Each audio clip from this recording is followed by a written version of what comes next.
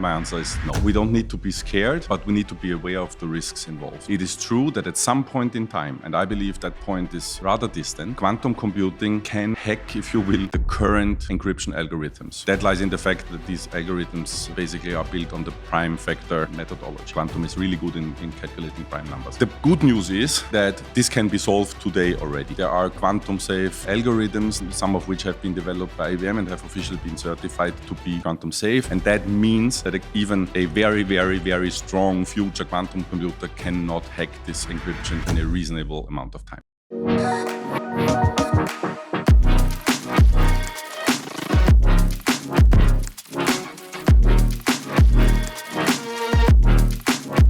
Hello and welcome to Let's Talk About Tech, your podcast on venture capital and private equity brought to you by Venionaire Capital, the entrepreneurial partners. Today in this episode, I want to introduce you to Marco Porak, Country General Manager, Director of Technology, IBM Austria and IBM Quantum Ambassador. Great to have you. Thank you very much for having me and good morning. You are a IBM original, 25 years of history within IBM, a lot of international stations.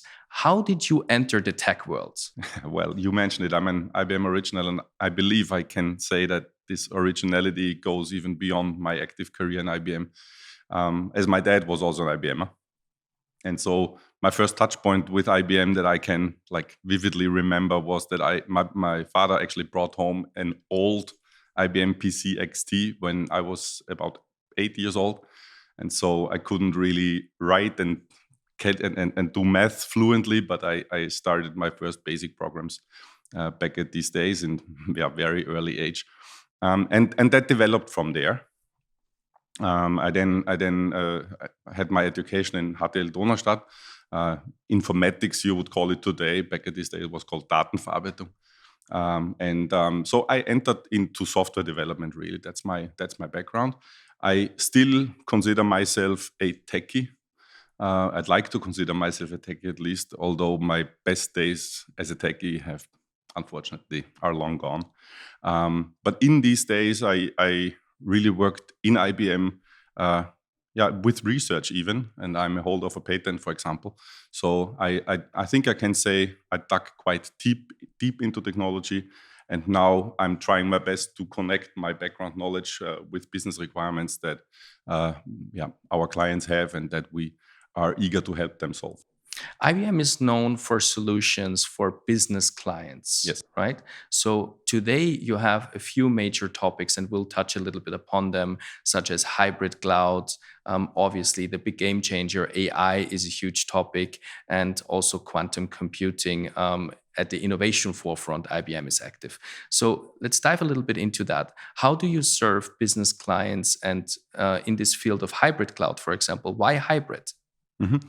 Well, let me first take that question, how do we serve business clients? Because it's important, I believe, the model that we have now in IBM Austria. First of all, we have a very, very strong team of IBMers, and I'm really proud of that team, as you can imagine. And then evenly important is we are working together with an ecosystem, so with our business partners that are very often specialized in certain areas. And so the sum of the ecosystem and IBM itself is then hopefully ideally equipped to serve our clients. With regards to the topics you mentioned and the question you asked on hybrid cloud, there is, I would say, let me say there was a big bet. It was our former CEO, Ginni Rometty, who kind of coined the phrase, the world is going to be hybrid. And that embodies a belief that all enterprise clients, for one reason or the other, will need to have a mix of public cloud workloads and workloads in their own environment, in their own private clouds. And that has a multitude of reasons. Might be in compliance, might be in organizational regulation, might be in the nature of the data. Very good reasons for that. Now, hybrid cloud has a lot of big advantages, such as time to market, such as scalable workloads, etc. But it also comes with a certain level of complexity to manage a hybrid environment. And so what we initially, if you will, did is we acquired Red Hat in the year 2019. that was for $34 billion US. So that was obviously a big bet. And I can proudly say, in my opinion, it pays off. Red Hat kind of delivers with its OpenShift portfolio, if you will, the operating system for hybrid cloud architectures.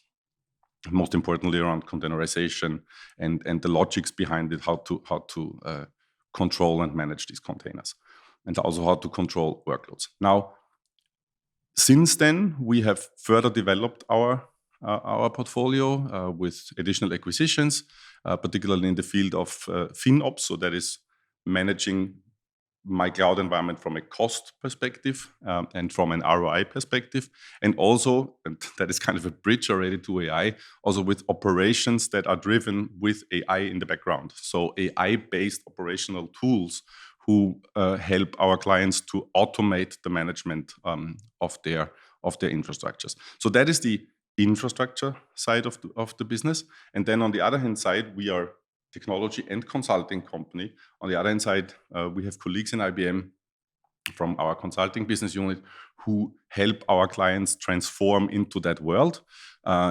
handle that complexity, and build the right architecture, so to speak, from the beginning. Hybrid cloud by design is what we call it, this methodology. And so technology on the one hand side and consulting on the other hand side collaborate in front of the client to best serve the client's need. Is there an advantage in terms of computing speed if you are in a hybrid cloud, or is it mainly security reasons? What drives clients to decide for hybrid instead of fully going into the cloud? As I mentioned, there might be very, very individual reasons. My personal opinion is that when public cloud started, there was this big promise that public cloud would be cheaper than operating your own environment, right? And it turns out that's not necessarily the case. It becomes much more cost effective whenever you have workloads that do vary over time. But if you have a constant workload, for example, the price point is rather more expensive than cheaper. So putting workloads into a public cloud might help tremendously when, for example, you have peaks in your workload, such as, I don't know, once a quarter or once a month or once a week or at Christmas business or whatever. Additionally, what cloud provides, and that is very, very important, is the big notion of software as a service. So that is a new model to purchase and acquire and use software. It's not necessarily about buying licenses anymore. That is like forever yours, but you more rent software for as long as you need it. And that comes with the notion or the architecture of public clouds. In private cloud environments, as I said, there might be speed and technical requirements, such as latency time. You want to have certain systems close to each other, for example, and not one system in Frankfurt and one in Vienna. There are cases where this makes a difference. But most importantly, from my personal experience, is really enterprise internal considerations why you want to have specific workloads in your own premises, for example, for data privacy or security reasons. While I don't want to make the impression that public clouds are not secure, particularly for small and medium enterprises, I think it is really worth considering putting workloads into public cloud, even putting data into public cloud, because I think for many small and medium enterprises, it's probably true to say that a public cloud provider can provide better security than this enterprise itself. I don't want to say all small and medium enterprises are non-secure. That's certainly not the case, but it is worth considering. Right. And I mean, it's getting more and more difficult, right, to stay secure. And also there is more and more regulations around data privacy, security. And new threats that you have every to, day. and that you have to obtain. AI is the biggest game changer today, right? Yes. We read about it in all the newspapers every day. I'm sure you have read something today about AI. AI, obviously, also for IBM is a huge topic. You have this Granite algorithms, as I remember Models, from our previous talks. What is the USP of IBM in the field of AI? Well, I think I should maybe start by going back a little bit in history. As you might know, IBM has really a long history in AI. Depending on how how do you say that? How you define the word AI really. But you might know that we played chess decades ago with Deep Blue, and you might already also have heard that we won this Jeopardy TV show. All of these were like lighthouses in our research history on AI. So we have a really, really long history on that. Today, we have entered the big era of the so-called generative AI, so these foundational models, large language models that we all have in the media every day, as you mentioned. And I think we have, coming from our history and also coming from our nature doing enterprise business, we have I would call it special approach to AI in the way that we don't want to be the provider of this one huge model that kind of does everything, but rather have very detailed discussions with our clients around what is really the requirement that you need AI to fulfill. And then you, more often than not, you come to the conclusion that it's not the one model that fits the needs, but it's probably a multitude of models. We call that multi-model environments. So we are rather using multiple, often smaller models to fulfill the requirements of our clients. And these models can be our own models, gladly so. Granite 3.2 you mentioned, which we announced only recently. So we are very proud of these models because coming from our research, we really believe, and we can also prove that we have technology in these smaller models, which is very, very efficient. Talking about efficiency, by the way, my personal opinion is it cannot be the aim of mankind to build a nuclear plant next to every data center, right? That is, I think, not a really reasonable way going forward. It's rather having energy efficient, and that means smaller models to fulfill these tasks. And we even invite our clients not only to think about IBM's models, but also use other models, open source models from other providers, and then bring them together in order to fulfill the task at hand, as I said. But models isn't everything. It is very, very important, but it's not everything. It is also about data, and it is very importantly governance of models.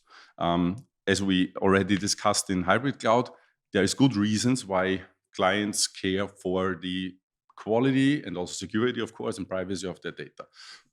And as we all know from different stories from the media, it is, for example, very important to understand with which data has a model been trained. Am I allowed as a company to use that data?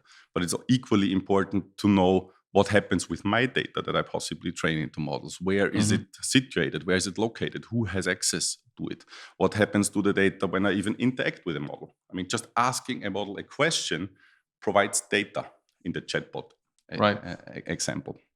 And so we have to deal with that, right? We have to anonymize data if necessary. We have to make sure that that data is true, if you will. So it is free of hate speech, profanity, bias, hallucination, etc. That all lies in the quality of data primarily. And then we have a third area, which is governance. And that means to govern models first of all, in the way they develop over time. That means being prompted, being trained, being tuned, etc. And with the aim to make it possible to trace what a model or how a model has come to a conclusion. We all know that the generative AI models are, even the small ones, are way too big to fully trace from input to output. There is this old saying, right? Crap in, crap out. That's also true in models. Still, what enterprise clients absolutely need, in my personal observation, is a traceability how a model comes to a conclusion. Give an example. If you now today ask ChatGPT for a recipe of your favorite dish and there's not all the ingredients listed, then maybe it's not your favorite dish anymore. Nobody cares, right? Other than you at the dinner party. But if you're a bank and a client asks you for financial advice and that goes completely wrong, then this bank maybe like 5 years later is still required to tell the client why this proposal has been made, right? And obviously, of course, the bank cannot just say, well, it was the model and we don't know. So we have to know which models do we use? Who owns them? In which applications, or to which applications do they have connections to? Who has trained the model? With which data? Why? When? Etc. Etc. And then we can at least have a very, very good idea what the input was and what the underlying data was. So in order to come to the conclusion that the model has provided. I've been talking a lot now about this chat type of interactions with models. Really the big thing today, and I think also for this year particularly, is this big notion of agentic AI. And that means that AI becomes more and more embedded in business processes, acting like an agent for an employee who has to fulfill a certain task, right? And so the model helps, or the AI architecture helps fulfilling specific tasks and makes businesses much more efficient. By the way, I also very much like to talk about IBM, as we call it, client zero. So we eat our own food, right? We have, for example, automated our entire HR process in taking AI. And that now means that employees, managers, and HR partners alike have a singular front end that is basically a chat in which they can fulfill tasks much easier. I just ask the chatbot to do something for me in HR, instead of having to go through 5 different tools that I sometimes only use 2 times a year and always need to learn again and again and again. And how was it again? How do I need to do that, right? And that this agent, if you will, guides me through the process or even handles parts of the process for me. And that has been transformed for 280,000 employees worldwide within only a comparably short time frame. And honestly speaking, it grew. It wasn't perfect from day one, but it grew into perfectionism. And today I can really tell you all these 3 groups I mentioned are gladly using that this tool instead of using the underlying tools directly. It's one of the largest use cases for an AI agent I've ever heard of. And it's fantastic to hear that you as a client zero are actually experimenting with that. Looking a little bit forward into the future, right? For those that are a little bit futurist and are interested in technologies, what comes up next? One of the huge topics that we always hear, especially as research is really strong also here in Austria in that field, is quantum computing. Now, you're an IBM quantum ambassador. What does that mean? What is IBM's approach to quantum computing?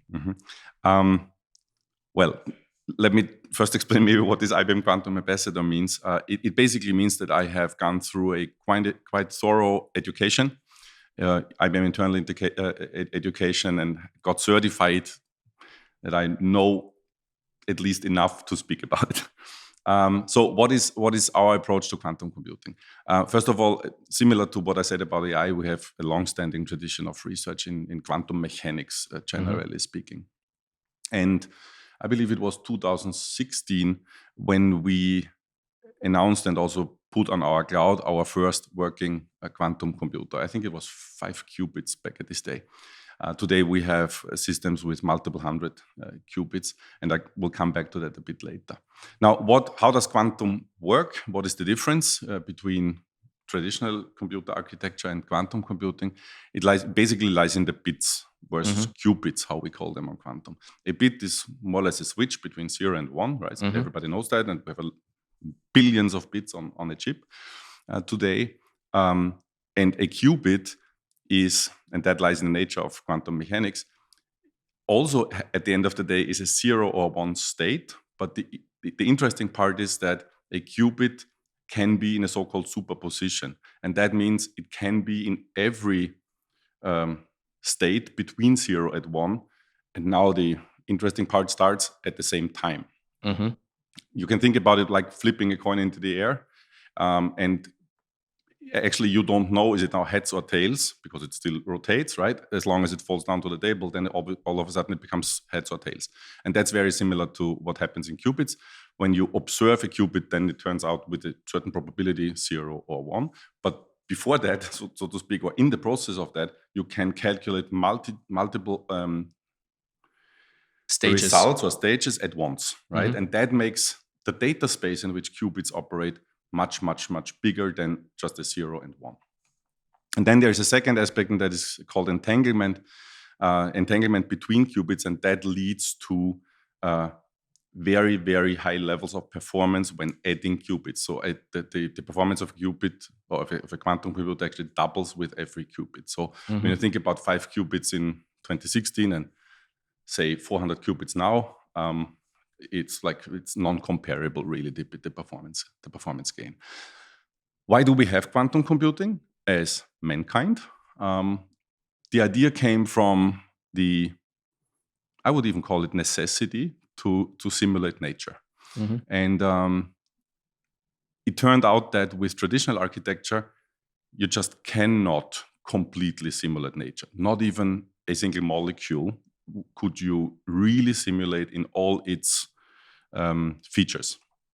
And so the conclusion was, if we want to simulate nature, then we have to come up with a computer which is also based on quantum mechanics, as everything in nature more or less relies on quantum mechanics. And that was really the principal idea of quantum computing.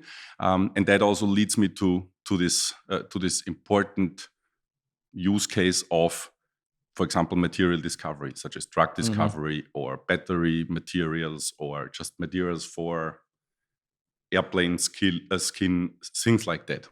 That is a very, very important use case.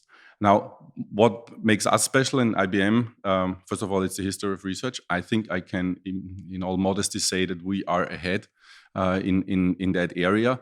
And we have a roadmap for our quantum computing development that we entertain for a couple of years already. And I can proudly say we really met all the milestones that we put out to ourselves.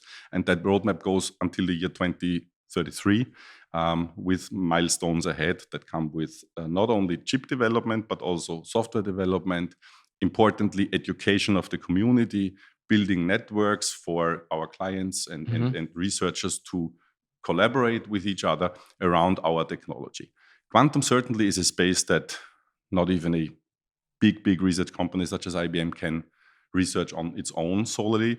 It needs a community in order to bring the topic forward. Quantum computing is always, I would say, a little bit perceived as it's the biggest game changer. Some people are scared of quantum computing because they think, all the encryption algorithms will be hacked in the future. And then there is others that seem to understand it a bit better, where they say there's very limited quantum problems in the world to actually solve, right? And there's very specific tasks a quantum computing will be applied for. What's the truth? How do we need to be scared of quantum computing? My answer is no. We don't need to be scared, but we need to be aware of the risks involved. It is true that at some point in time, and I believe that point is rather distant, quantum computing can hack, if you will, the current encryption algorithms. That lies in the fact that it is because these algorithms basically are built on the prime factor methodology. And quantum is really good in calculating prime numbers. The good news is that this can be solved today already. There are quantum-safe algorithms, some of which have been developed by IBM and have officially been certified to be quantum safe. And that means that even a very, very, very strong future quantum computer cannot hack this encryption in a reasonable amount of time. We always need to make sure that we understand all our encryption algorithms can also be hacked by traditional architecture, but it takes 100 years. So it's not reasonable, right? I would like to come back to the big point of chances, because I believe it's the much more important space to think about, particularly in a country as Austria. As you already mentioned, we have really great researchers in Austria dealing with quantum computing. Now, what I want to achieve is that Austrian companies take advantage of the chances that come from quantum computing. And whenever the point comes that we reach this so-called quantum advantage and that the applicability of quantum computing goes bigger into more spaces, I think it is important still to deal with technology and with the algorithms behind the technology already today, to start thinking about what is my use case that I have in my enterprise, or even also in my small enterprise, that I can possibly calculate much better and much more efficient with quantum computing than I can today. And so I really want to make sure that Austrian companies take the advantage of quantum computing. And by the way, we recently announced a quantum data center in Ehningen in Germany, so that's near to Stuttgart, so really very nearby, that our clients can use together with, I believe it's now close to 20 quantum computers that we have openly available on our cloud. So chances are big. Yeah. Amazing that this is already a reality. It's It is. already available, and people can actually contact you and explore what's possible with this new technology. They can really explore in a very, very reasonable way. I mean, predictions are always dangerous, but our lead scientists say that we will have quantum advantage, as they call it, within that century. Within that decade. I'm sorry. And quantum advantage in that regards means that a quantum computer can constantly solve a problem better, in the sense of more efficient, more reasonably, than a traditional architecture. That is more or less the definition as I understand it. Important to say at that point is, and that is really important, that quantum computing will not be eliminating traditional architectures or superseding it in every aspect. It will be, and that's our strong belief, it will be a coexistence. There are problems which are easy to solve on traditional architecture. So why shouldn't we use traditional architecture to solve that? And then there are problems which are easier to solve on quantum computers than on traditional architecture. And so really the big gain lies in the coexistence of the two, in algorithms that would then decide, if you want, which part of a problem goes to a traditional architecture and which part of a problem goes to a quantum computer. And we call that quantum-centric supercomputing, this concept. So it will not be either or, it will be both together in order to come up with the right solution. The longer I speak with you, the more I get the impression that IBM loves complex to make it simple, right? And I mean, this is also true for space, right? Space technologies. Apollo 11, I believe, wouldn't have been possible without IBM. And even today, there is applications and services that IBM has in the field of space tech.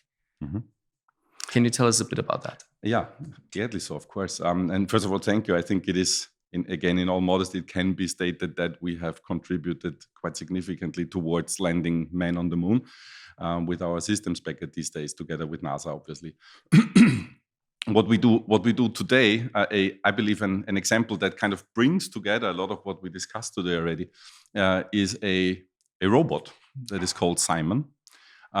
You can imagine Simon being a ball-shaped robot in the size of a medicine ball that is currently on ISS and is a free-floating robot. It has internal propeller systems with which it can fly around, so to speak, in the ISS, obviously on the astronauts' advice or order, and helps astronauts in conducting their experiments on the ISS. What does it mean, help? First of all, it is based on natural language interaction. So the astronaut, the researcher, can speak with Simon. Simon has a certain set of AI on board, but is also connected via satellite uplink to our data centers, and where a lot of more AI happens, and then in that way, Simon can interact with a human being on ISS. It guides astronauts through experiments. It takes easy tasks for them, such as, for example, documenting an experiment by taking pictures or videos or whatever of the experiment, or just writing a protocol of the experiment. And importantly so, it also interacts in a more casual way with the astronauts. That was a big requirement, by the way. It can, in the easiest case, it can tell a joke, for example, to bring up the mood. So you built a very helpful friend for space with Simon, with a C, right? It is CIMON, Crew Interactive Mobile Companion, I believe is the. Please look that up. It's an amazing thing, and really something impressive. I know there's so many more topics that we could touch. It was amazing to have you. I hope you guys enjoyed this episode. Thanks for tuning in. Don't forget to subscribe to our channel and please tune in for the next episode. Thank you very much for being here. Thank you very much. It was a pleasure. Thank you. Bye, guys. Bye-bye.